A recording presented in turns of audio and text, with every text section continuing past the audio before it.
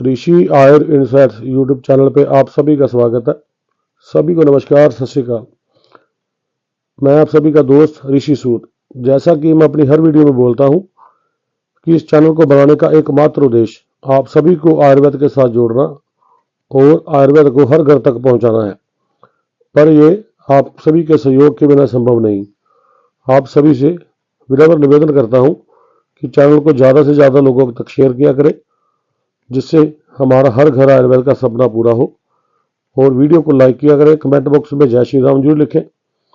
और अगर आप भी किसी रोग का उपचार पूछना चाहते हैं तो कमेंट बॉक्स में लिख सकते हैं। 1 या 2 दिन बाद उस रोग के ऊपर वीडियो बनाकर आपको उपचार बता दिया जाएगा। आपके एक लाइक और एक शेयर से इस चैनल की रीच बढ़ेगी और यूट्यूब ज़्यादा से ज़्यादा लोगों तक इस वीडियो को पहुंचाएगा, जिससे हमारा सभी का हर घर आयुर्वेद का सपना पूरा होगा। चलिए अब हम अपने विषय के ऊपर बात करते हैं। आज का विषय किडनी की पथरी, मूत्राशय की पथरी, जिससे बहुत से लोग ग्रसित हैं।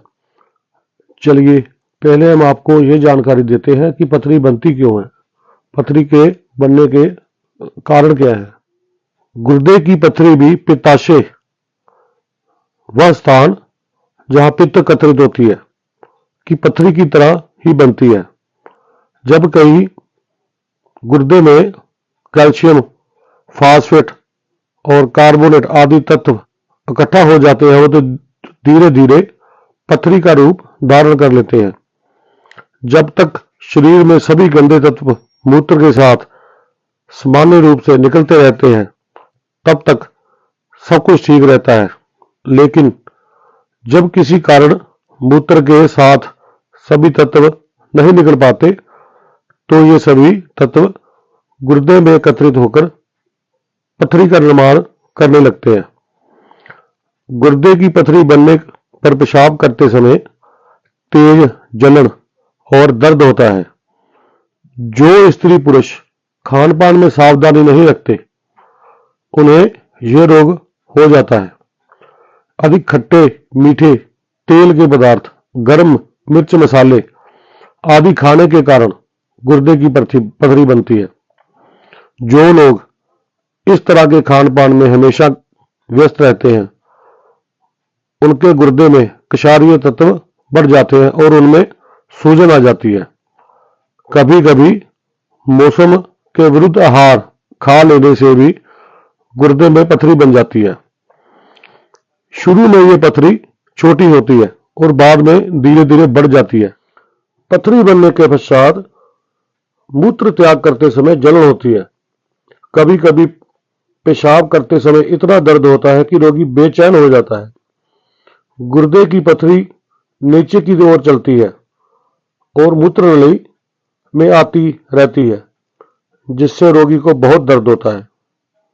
आइए अब जानते हैं पथरी के बारे में कुछ हमारे अनुभूत योग।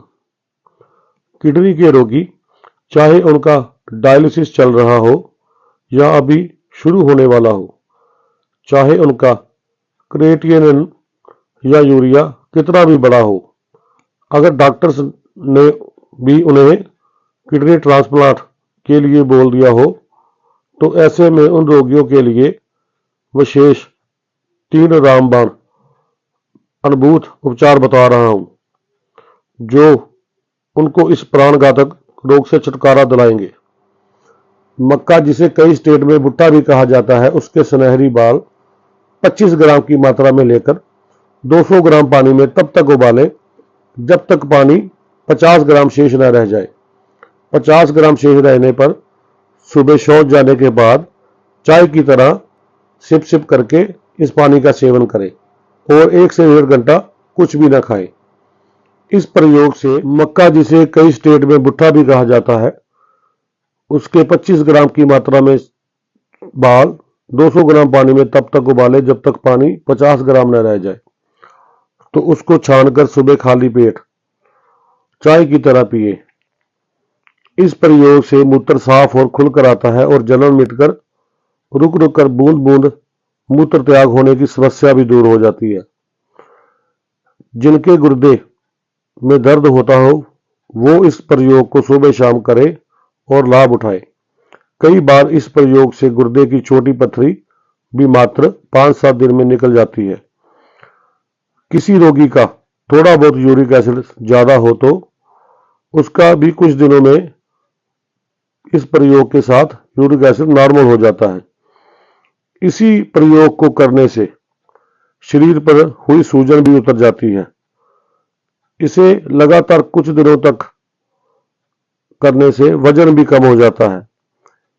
इस प्रयोग में हम किडनी क्लीनिंग के प्रोसेस भी कहते हैं, जिनका थोड़ा बहुत क्रिएटिनिन और ब्लड यूरिया बढ़ा हो वो इस प्रयोग से नॉर्मल हो जाता है।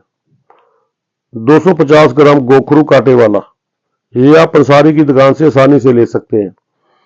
इसे लेकर 4 लीटर पानी में उबालिए। जब पानी 1 लीटर रह जाए तो छानकर एक बोतल में रख लीजिए और गोखरू कांटा फेंक दीजिए।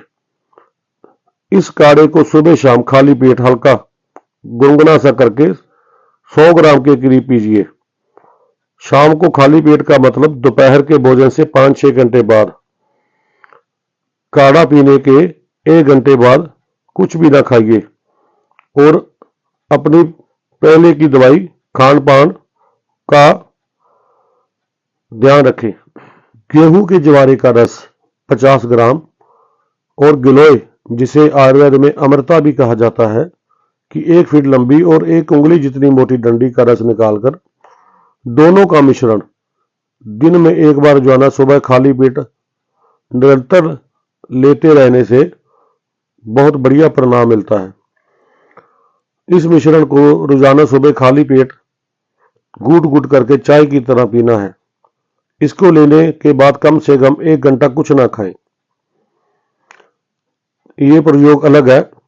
3 गिलास पानी, 10 ग्राम नीम की छाल और 10 ग्राम पीपल की छाल लेकर आधा रहने तक और उबाल कर काढ़ा बना लें।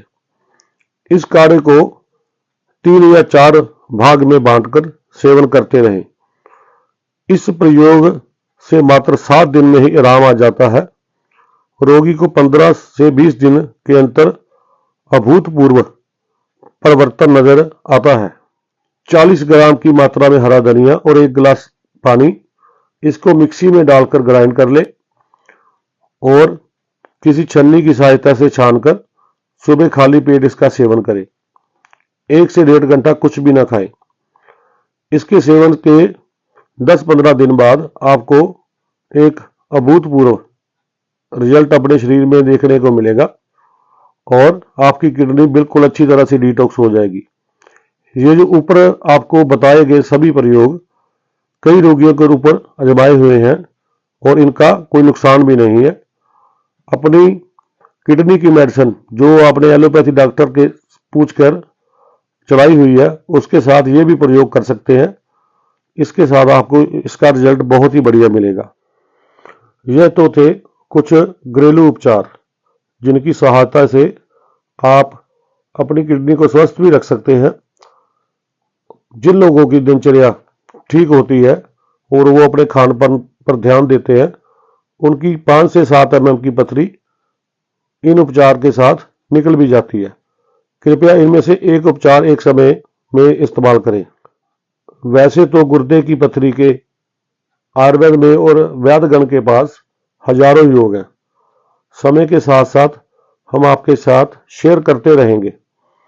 जरूरत है आपके स्नेह और प्यार की।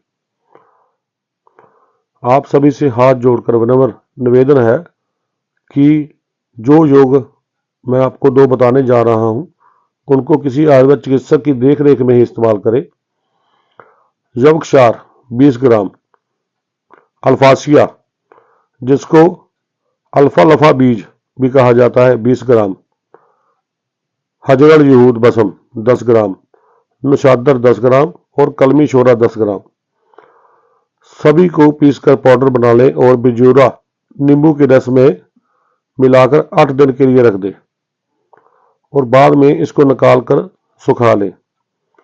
बच्चों को 200 mg दिन में 3 बार मट्ठा के साथ, मट्ठा जिसको छाछ भी बोलते हैं, दे सकते हैं और बड़ों को 600 mg सुबह शाम दे सकते हैं। पथरी चाहे कितनी भी बड़ी हो, इस योग के साथ निकल जाती है।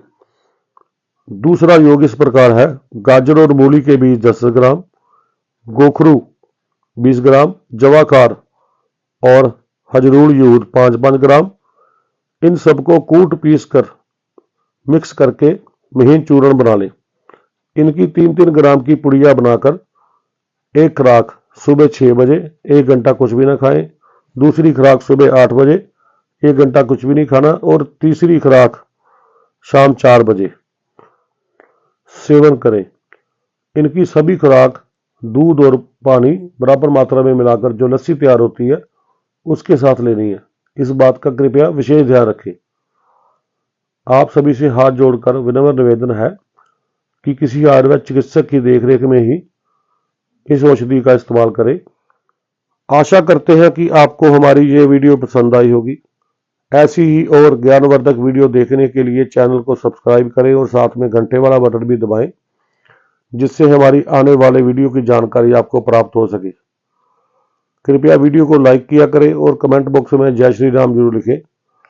आपके एक लाइक और कमेंट से हमारा हौसला तो बढ़ेगा ही, इससे हम आपके लिए और बढ़िया से बढ़िया ज्ञानवर्धक वीडियो लेके आते रहेंगे और YouTube भी इस वीडियो को ज़्यादा से ज़्यादा लोगों तक पहुंचाएगा, जिससे इस चैनल की रीच बढ़ेगी और हमारा भी हौसला बढ़ेगा, जिससे हम आपके लिए और बढ़िया वीडियो ज्ञानवर्धक नॉलेज लेके आते रहेंगे। इसी के साथ आप सभी से विदा लेते हैं। सभी को नमस्कार, सत श्री अकाल, जय श्री राम जी।